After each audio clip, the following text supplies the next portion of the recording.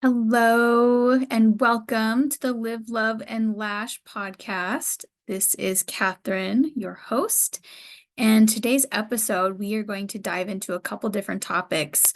The first topic is going to be about courage. In one of the previous episodes, I did talk a little bit more about the framework of the Live, Love, and Lash brand itself and how it's based off of three components, which is courage, consistency, and confidence. So in my Facebook group community that I've created, something came up that I wanted to talk about, and it was regarding posting before and after photos. And what I wanted to touch on this topic was that when I was a beginner, there were definitely times where I didn't post my photos. I didn't even take photos because I was afraid that people didn't want to see the work that I was putting out because I wasn't confident that it was good enough. And what I came to realize later down the road is that this only did me a disservice. Not only did it prevent people from being able to see me, see my work, it also prevented me from being able to continuously post. And it also prevented me from being able to post later down the road with a before and after progress photo of perhaps it's the same person or just the work in general of what my work used to look like to what it is now. I do have some photos of that. However, a few years into my career going independent, I rage quit. I actually deleted my Instagram page and deleted all my photos. I quit. I said, I don't want to do this anymore. I don't think it's for me. And it turns out it was just burnout. I was burnt out. I was tired. I was struggling to stay motivated in the industry that I had chosen. And the reason that came about is because I was the sole provider in my home. And I felt like the amount of effort that I was putting into the relationship, into maintaining the household, as well as generating income and progressing us forward into our goals, that the amount of effort just wasn't even. So I quit. I rage quit. I had texted my clients and was like, I'm done. I don't want to do this anymore. I think you need to find another lash artist. And when I told my boyfriend at the time, he was livid. Oh my God, he was so angry. But he didn't realize that I was so stressed out. I was so tired of waking up at 5 in the morning, vacuuming up the dog hair, taking them for a walk, cleaning up the kitchen, and then doing a full almost 12-hour day of work, and then having to feed myself and then go to bed. And his schedule was so off of mine where he had insomnia. So he stayed up till almost 3 a.m. most nights. So we would get 2 hours of quality time together and I was asleep for for all of it. So we never really saw each other. We never really spent time together, and that was really hard. And it made me realize that, certain things are more important than just work, work, work, work, work, and getting an income. And with that, I started to focus on more of like a work-life balance, or at least I tried to, but I quickly jumped right back into that cycle of overworking and working constantly because I have goals. And if he's not going to participate in them, then I'm the only one who can do it. So that brings me back to the point of courage. It took a lot of courage to jump back in, to retext those clients and say, hey, I'm so sorry. I was having a really bad day. If you wish to go see somebody else, I completely understand. But if you are okay still seeing me, I would love to still see you. And some of them did come back, some of them did not. And this was really difficult for me, but at the same time, I knew it had to happen. We all have to let certain people go. There are people in our lives that are only meant to be here temporarily. And so I started being more consistent with posting my before and afters, which allowed me to actually replace those clients who ended up leaving with better paying clients. So it ended up working out in the long run, but needless to say, I definitely could have learned a thing or two about balance before I got to that point of burnout, or even communicating, where I could have discussed it with my partner and said, hey, I'm really stressed out. I'm feeling burnt out. I'm thinking about quitting. Let's talk about it and see how maybe you can help pick up some of the slack. It may have worked, it may have not. I know now that it wouldn't have worked because we just weren't compatible in the sense of the amount of work that needed to be done. He just didn't want to do it. And that's fine. There's nothing wrong with that. I will never fault somebody for having a cap on themselves and setting boundaries for themselves. And it actually takes courage to do that, especially with somebody that you love and care about and that you intend on being with for the rest of your life. And it takes a lot of courage to speak up and ask for what you need and what you're wanting. And part of posting on social media is asking. It's asking for people to like your stuff. It's asking for clients to go, ooh, I really like that lash style. I want to send her a message and see if she can get me in for a full set or for a fill. So that being said, take that step. Be courageous in knowing that this is what you want to do. You chose to do it for a reason. It is an art. It does take a lot of practice and skill to do, and it does take courage to potentially change careers. I can't tell you how many lash artists I have talked to who discuss that they have a part-time or full-time job right now and they're doing lashes on the side, but that their goal is to eventually shift their business and their career solely to just doing lashes, which I think is amazing and completely commendable. And it's exactly what I did. I didn't change careers. I was in the field, but I went independent off the drop of a hat. And I did talk about this in another episode, but I'll just touch on it really quick. I was working at a medical spa and then worked at a different medical spa. Both of the bosses were not very good. They weren't very kind. So I gave my 2 weeks notice. I was let go that day and went home and was like, so I gave my notice and she let me go. So I'm now independent and my own boss. And we both had to take a really deep breath because it took a lot of courage. And I was scared. We were both scared because I was the only income at that time. And knowing that I had to bust my ass to get clients in order to pay for our bills. So it's exactly what I did. I built up the courage. I made the effort to be as consistent as I possibly could by posting my availability, by posting my prices, by posting if I had any specials that week, and by posting my before and afters. And over the years, I slowly changed the things that I would post, especially when I got to my busiest seasons where I didn't necessarily have much availability or didn't really need to get new clients.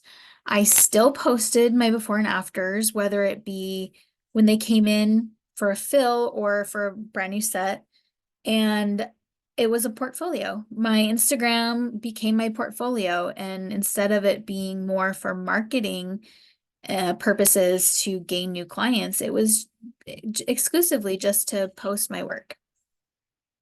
And I loved doing that. It was great. I loved seeing the work that I was producing. I loved seeing the happy faces on my clients and the difference it made from when they came in to when they left. And you will too. If that is your reason for being in this industry, is to affect change and a transformation in women's lives, you're in the right place. And it does take courage to provide a service that could potentially cause somebody to go, "Oh, I don't like this." But that's also part of having a service and being a service provider. You just can't please everybody, but that's okay. Not everybody's for you. Not everybody's meant to be your client. And the people who are will gravitate towards you. It's a really magical, beautiful thing that ends up happening. So that being said, the next topic I wanted to dive into is about going back to the basics. When I was a beginner lash artist, I've touched on this too in a couple other episodes. My education for becoming an esthetician as well as lash artist was just atrocious. It was not very good. The lash course was another student actually teaching the class, and we just sat there and watched her as she applied the foam or the under eye pads and then started applying lashes. And then we each took turns putting on a couple lashes, and then it got to my turn, and I was the last one. I couldn't place a freaking lash. I couldn't place a single lash. My hands were shaky. I felt like there was so much pressure with all these people staring at me, and I was like, I'm never gonna do these. I'm never gonna do lashes. I don't want to do them. I basically just came to esthetician school so I could do facials and break up my day from doing massage. At the time, I was working for a chain massage place that also does facials, but they don't do anything else. So it was massage and facials. And so I wanted to break up all of the deep tissue massage that I was doing with doing facials. So I ended up leaving that place very shortly after after I started, because it just wasn't for me. I don't like the cookie cutter method of massage. Everybody's different, everybody's circumstance is different, and treating each person the same just doesn't work for me. Plus, you only get 50 minutes of hands-on work, which I don't appreciate. People are paying good money for an hour massage. Give them a whole hour massage. Anyways, I'm off my soapbox. So going back to the basics, when you are given an education that doesn't cover all that you really need to know about lashing, they're doing you a disservice and they're doing your clients a disservice, because you're not able to perform the protocol to the best of your ability without having that knowledge. And a lot of that can be broken down into different steps. So the first step is your intake. Oftentimes, schools and trainings don't actually teach you how to do a proper intake for whatever service it might be. For massage school, we actually did go through a pretty in-depth intake process. So I felt like I was able to utilize that in addition to my already knowledge of doing intakes with my other jobs. But if you've never done them before, how do you know what to ask? Well, the first thing is to have yourself an intake form. There are lots and lots of intake form templates on Canva, on Etsy. I think there's some on eBay as well. And you basically just tailor it to what you're offering. So if you're doing lashes, you want to make sure that the questions in there are pertaining to lash specific things. So if you've got somebody who's coming in for a full set of lashes, brand new to you, and you've never seen them before, think about it. What kinds of questions might you want to know? Have they ever had lashes before? if they have had lashes before, have they ever had a negative reaction to the lashes? What was the reaction? How long ago was the reaction? And what was done for the reaction? So some people who have gone to other lash technicians have told me, oh, I was allergic to lashes. And I said, okay, well, what were your symptoms? What happened? And they said, well, my eyes were super red. They were puffy. They were painful. I went to remove them and they just wouldn't come off. And I'm sitting here thinking, okay, it could be an allergic reaction, or it could be that the technician adhered this lady's lashes together, and that's why they weren't coming apart. And then there was just an abundance of adhesive. So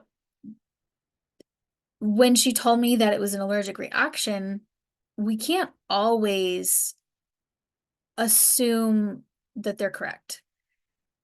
Sometimes they get a diagnosis from a lash technician or a self-diagnosis that isn't actually a correct um wow, I just blanked on the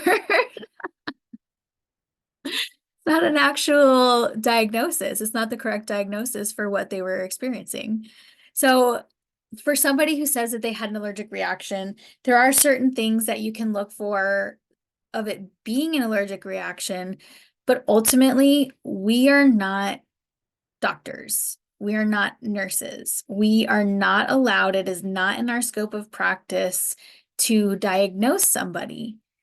They have to go to a doctor or an optometrist or a nurse practitioner in order to get these things actually diagnosed.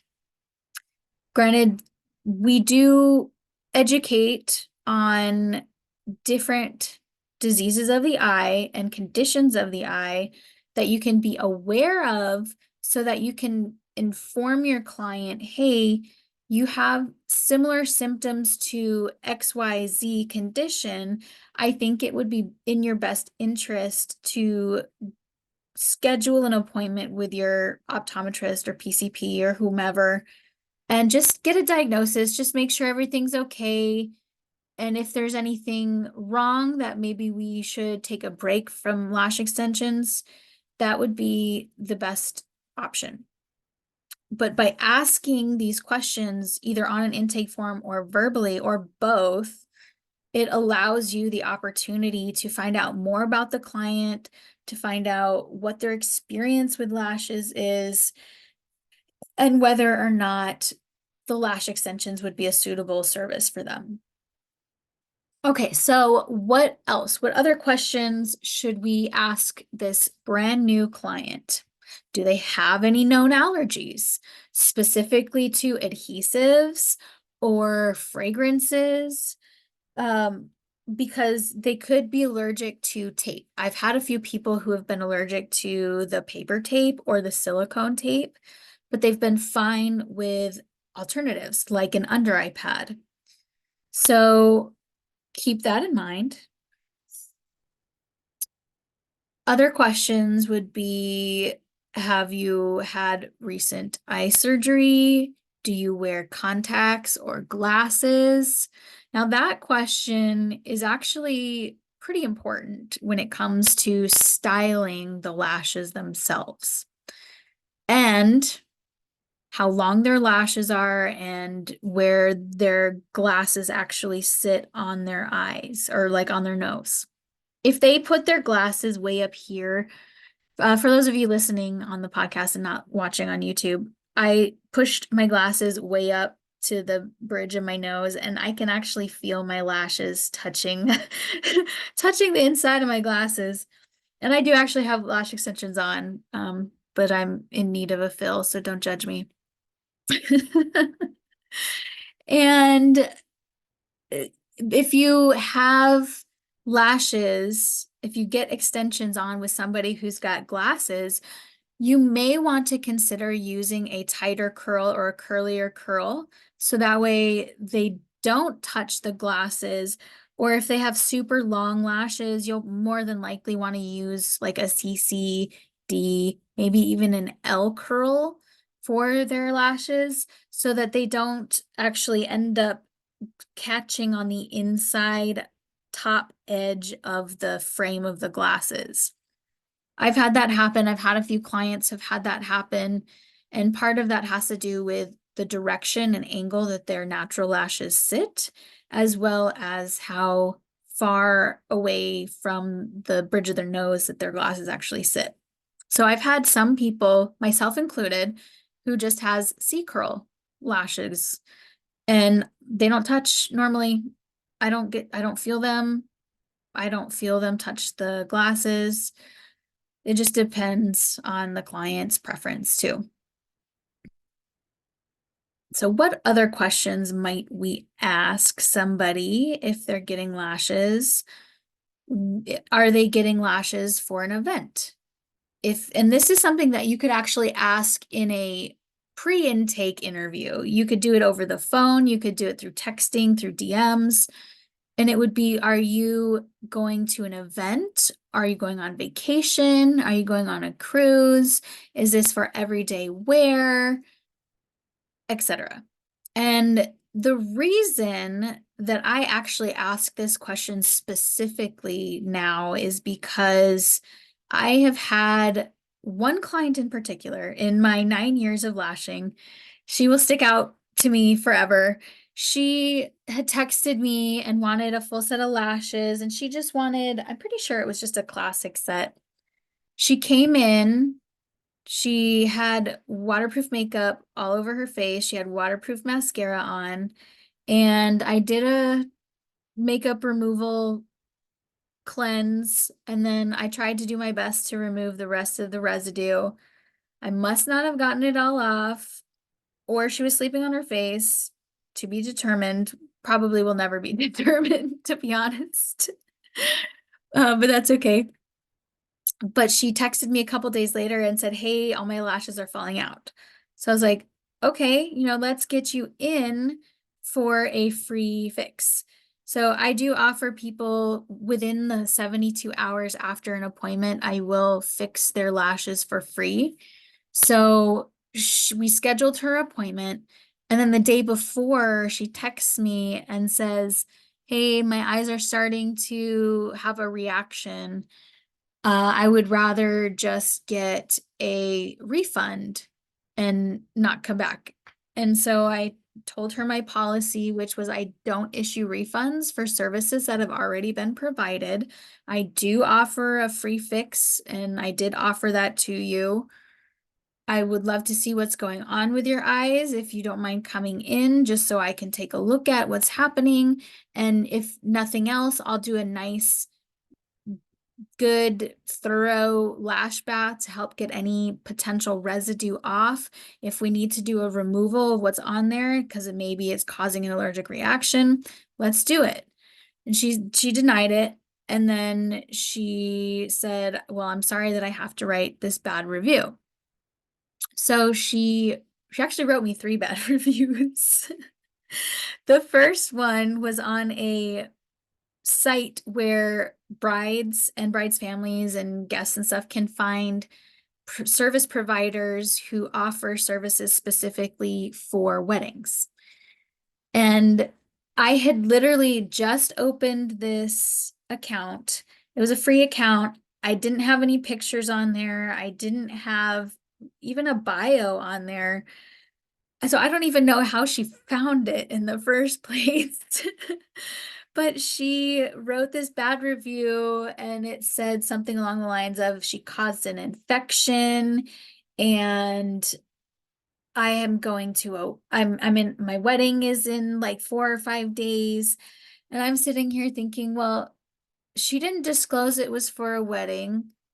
I also didn't ask if it was for an event or for a wedding.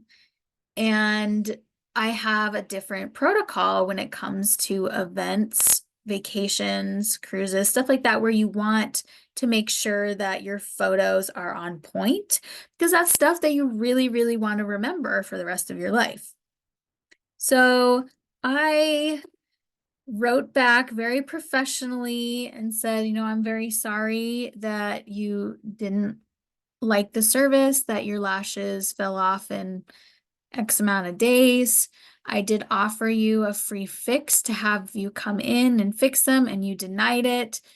My policy is that I don't offer refunds for services that have already been provided. If there's anything else I can do for you, please let me know. Then she goes on Facebook and writes a nasty review on my Facebook business page that says, I hate to be the one to write a bad review, but ... and then says the exact same thing. And I was just like, what?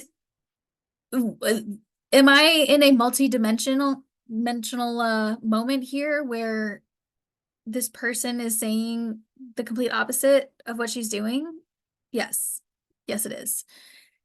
She just bashed me on this wedding venue site and then is now saying that she hates writing bad reviews. And then she wrote, I paid X amount of dollars plus a tip, and she didn't refund anything. And I'm just like, a tip is gratuity. It's not necessary. I didn't ask for it. You gave it on your own behalf. I appreciate it. And the service that I provided was the service that I provided. I offered to fix my mistake, even though, she came in with waterproof makeup on that is a no-no, and she's had lashes before, so I did know that. So, long story short, that's why I ask if any of these ladies coming in are getting lashes for an event, or for a wedding, or for a cruise, or for a vacation. Because my protocol now is to do a full set at least 2 weeks before said event or occasion. And the reason I do that is so that if something happens, for whatever reason, if they end up having an allergic reaction, that gives their body enough time to get rid of the reaction that they may potentially have. And it also gives us plenty of time for me to do a removal, do a good cleanse, get everything off of there so that they can go back to normal. If they choose to do like a lash lift and tint instead, we could do that. Or if they do the full set, nothing's wrong, they love them, and then a couple days before the event, they're like, I loved what you did, let's do it again. Or can we make a few little tweaks and changes? Absolutely, 100%. That gives them the opportunity to get used to having the lashes, especially if they've never had them before. And it also allows them the opportunity to make any changes to what I did, which most of them don't, because I do customize lash sets based on their eye shape, face shape, and most prominent features. So that being said, that's a really great question to ask people when you're doing an intake or on your intake form, because it is important to know these things. If somebody's going on a vacation in 3 days and they want a new set of lashes and they've never had lashes before, that's just a huge potential for things not going right for your client and then being miserable on their vacation because their eyes itch or they're swollen and they hurt. And we never want to cause somebody more agony than is necessary, which lashes in itself, the only agonizing part is sometimes laying there for 3 to 4 hours, especially if you're new at lashing. Let's see, what other questions might we ask in regards to people getting lashes? Oh, their lifestyle. So if somebody is a party girl, they're probably going to want big, bold, beautiful, quote unquote, stripper lashes, which I've heard that term from many clients. I've heard it from older clients, from younger clients. Also known as the strip lash look or Kim K look or caterpillars. Some people like to call them caterpillars, which I think is so funny. It's not wrong. It's definitely not wrong, but I think it's still funny. Or Are they more of a minimalist, barely wear any makeup, but they want a little extra oomph for their morning routine so that they don't have to do anything instead of wearing mascara or feeling like they don't have to wear makeup? So it all just depends on the lifestyle that they're going for, the look that they're going for, and how do we go about answering that question for somebody if they don't really know what they're looking for? We show them pictures. Most of the time, it should be from your portfolio. If you don't have a portfolio, you can look up different Instagram pages for reference if you're able to actually do that style. Let me stress this very heavily. People will come to a lash artist and say, I want this. And they'll show them a picture of exactly what they want. And they'll say, oh, yeah, I can definitely do that for you. And then they do it and it looks nothing like that. Well, that's because they don't know how to map. They don't know how to properly place lashes for a specific design. And that comes with continuing education and practice. You can take courses, you can watch YouTube videos. Ultimately, just trying to go off of an Instagram picture is not the best way to mimic a look. There are maps all over Instagram. Just look up anime mapping or fox eye mapping or kitten eye mapping or squirrel eye mapping or natural eye mapping or wispy or wet set, whatever trend they're going for and looking for. You can find it on Instagram. Oftentimes they will actually have the mapping laid out for you. Keep in mind those links and curls are for that client. They may not be suitable for your client. A lot of times I've seen clients or I've seen other lash artists post their work and they'll post the links that they use. And then someone will go and use the same exact mapping and it looks 1,000 times different because they're using too long of extensions. They're using the wrong curl for the lash and for the client. And they don't actually know how to do a mapping, which is fine. It's okay to not know how. You're learning. It is important to learn and continue to learn and grow and try new things. My recommendation, I highly, highly, highly recommend that if you're going to be trying new mapping or styles, do it on models or mannequins would be best to start, then models, and then paying clients once you actually feel like you can consistently perform that style. And I will tell you, as an artist, you will be drawn to specific styles. For example, I am more so drawn to classic, natural, somewhat volume or like a light mega volume, but I do it all. I do classic, hybrid, volume, mega volume. I don't do Russian volume and I don't do pre-mades. That's what I don't do. I am certified to do anime lashes. I am certified to do the angel lashes from Lightheart. And I am certified to do mega volume lashes. That being said, when you get all these certifications for different styles and you post it on your bio saying 4X certified, 5X certified, from my standpoint as an educator, I look at that and go, this person is trying to overcompensate for a lack of honing in on perfecting one or two or three styles. So on my bio, I say that I specialize in wispy, classic, and mega volume. And I do. That's exactly what I specialize in because I love doing wispy sets. I think they're so cute. I think they're I think they look more natural than doing just the big block, one single lash line. However, it has its place. Each person has their preference. Each artist has their style that suits them and that suits their clientele, which is great. Like I said, your ideal client will find you. You just got to post it. So that goes back to my main point of just post it. Just effing post it.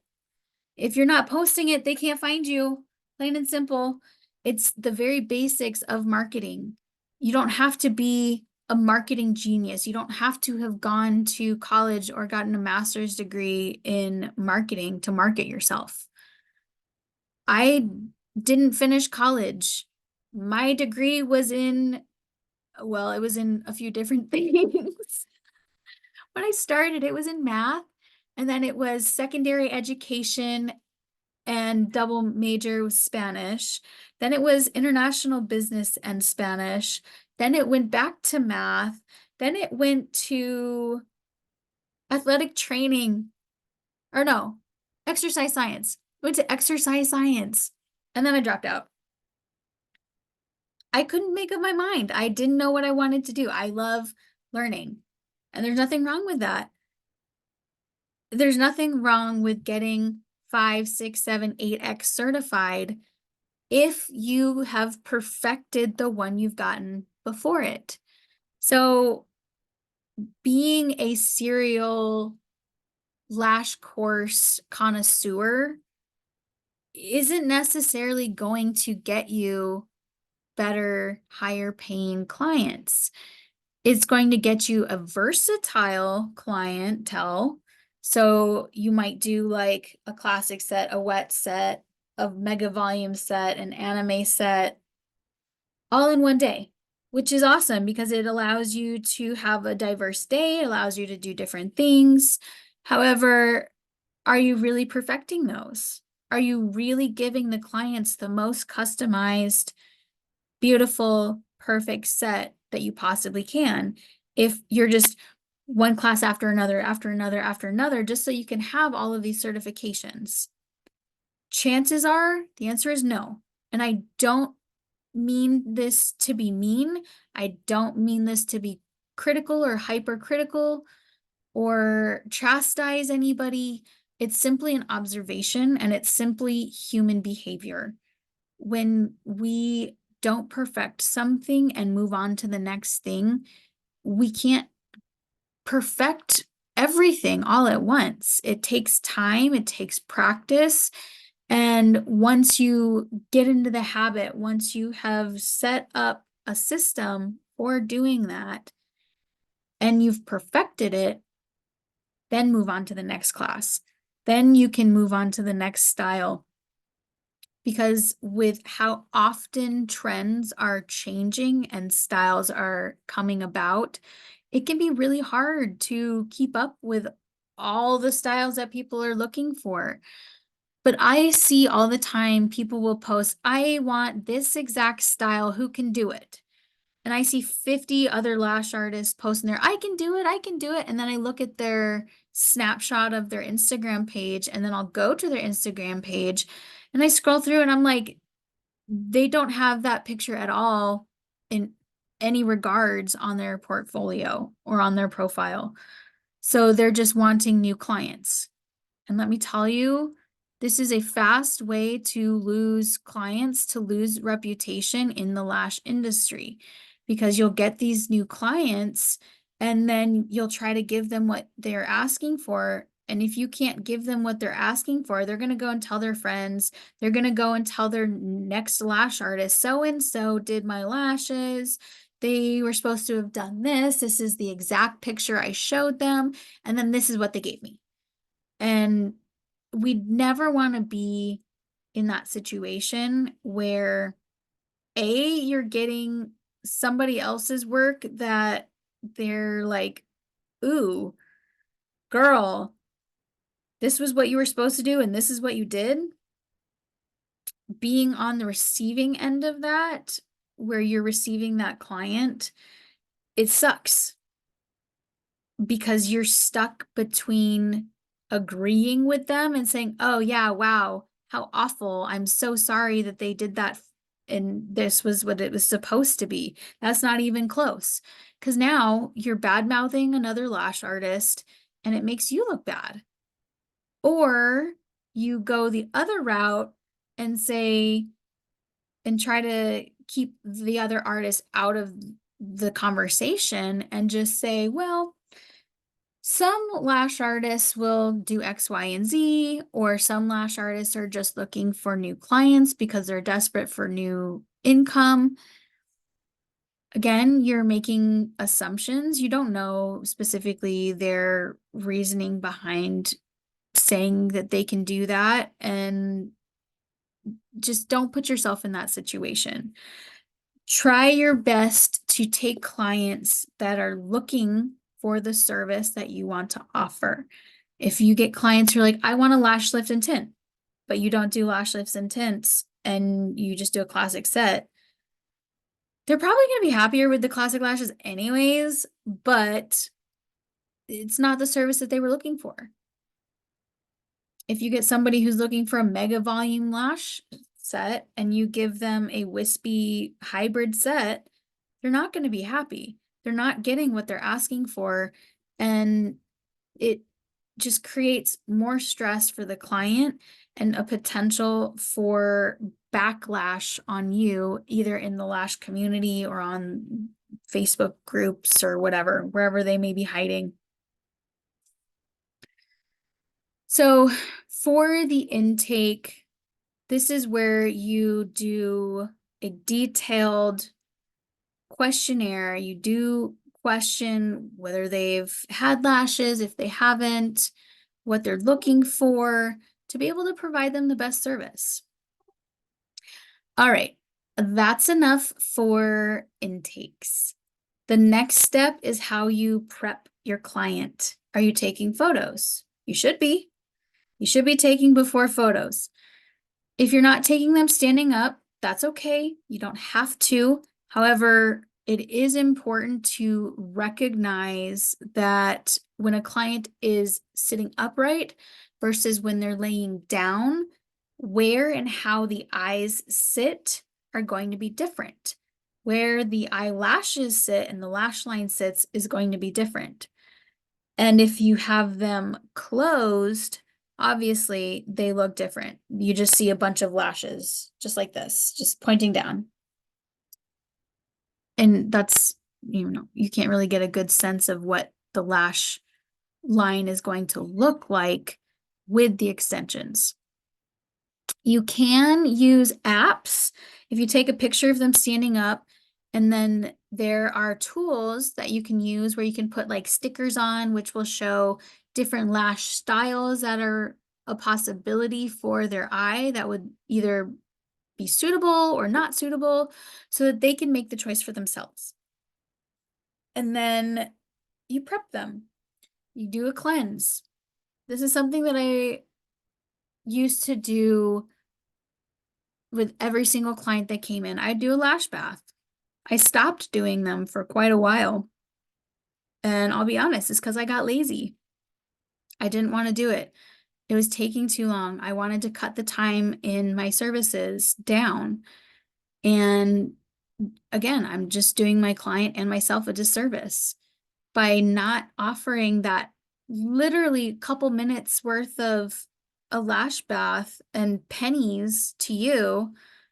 They may have debris on their lashes, which could A, make your job harder with applying lashes, and B, potentially cause damage, whether it be weighing down the lashes, poor retention because the lashes can't be adhered to since there's a bunch of crud on them, whether it be makeup or dead skin cells or residual adhesive, whatever. Oh, my favorite is when people have had strip lashes on and you can actually see the residue from the adhesive. That stuff is a bitch to get off. It's so awful. It's so awful. You can't really, most lash foaming lash cleansers can't actually get it off. It's stuck on there, so you have to actually get your tweezers out and remove it, which takes time and effort, and it's annoying. So when you're prepping, when I did a lash bath, I would not have an under eye pad on. So that way, if they had any mascara on the bottom lashes, then you would actually be able to get some of that mascara off and be able to help give them a nice clean eye for the full service.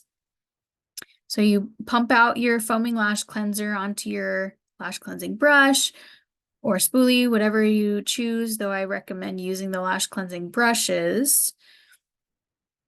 And then you rinse with distilled water, and then you dry it.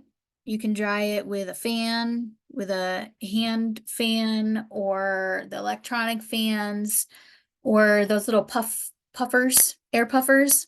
I've had clients call them nose booger sucker uppers. These are for the moms out there who have used those to suck boogers out of their babies' noses. Oh.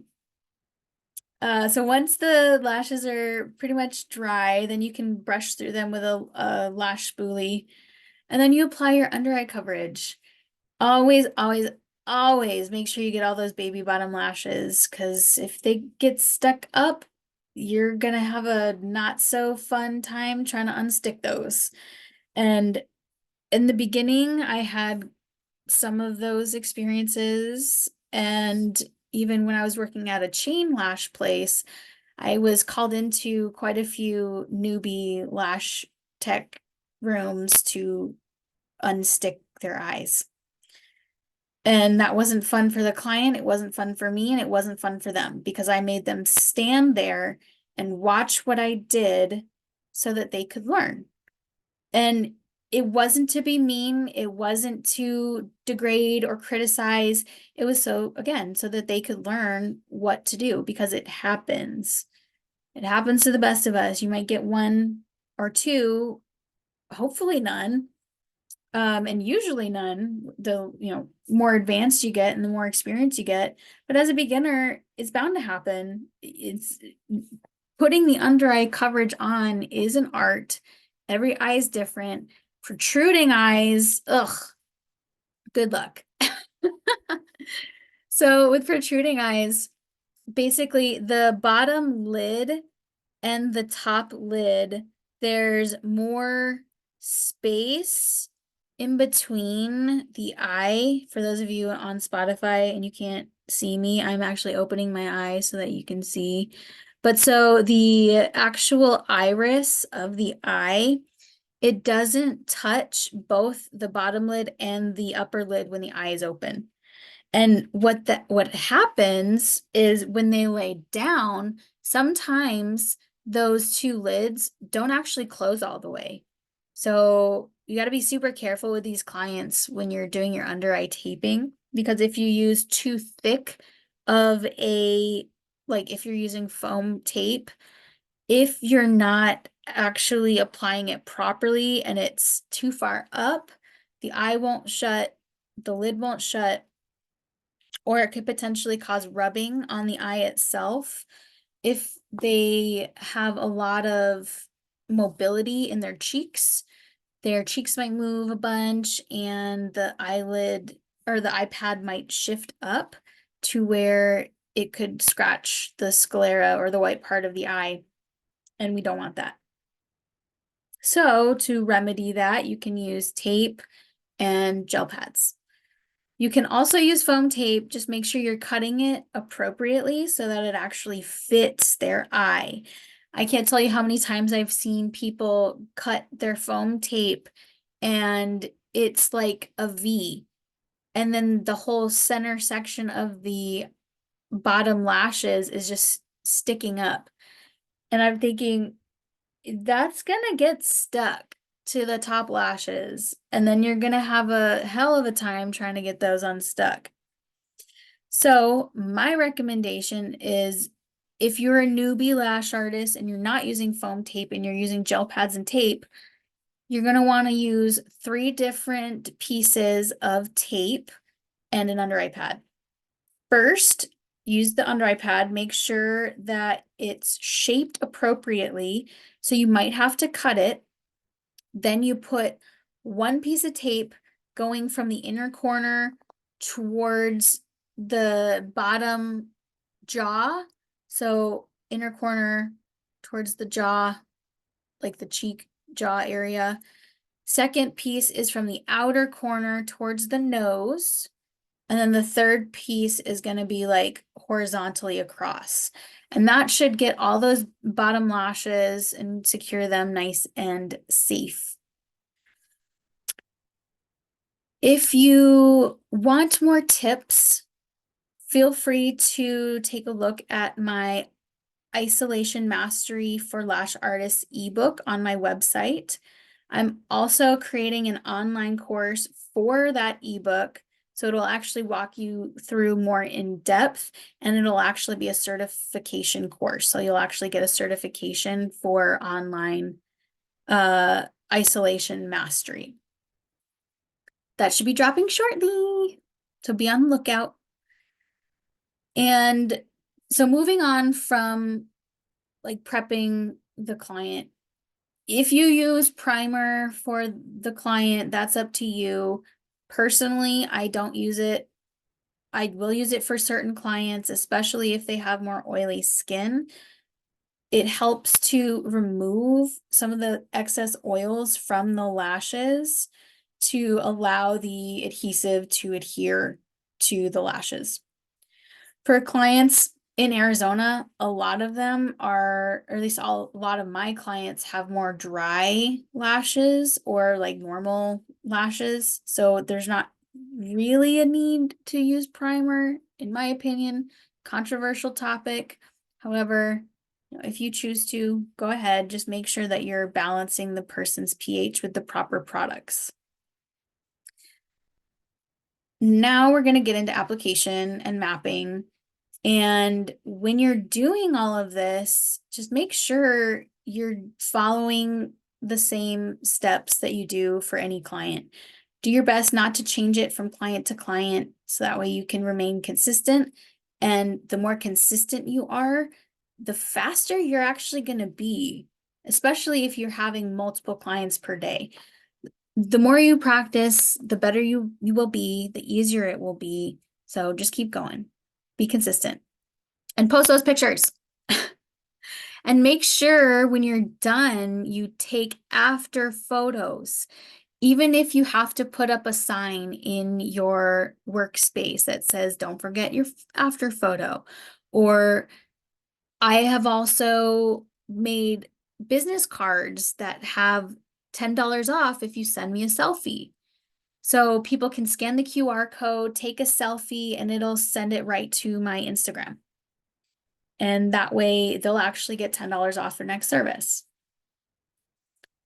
Different ideas, however you feel it's important for you to run your business. I offer my suggestions. I offer what has worked for me. I offer what I currently do and have done.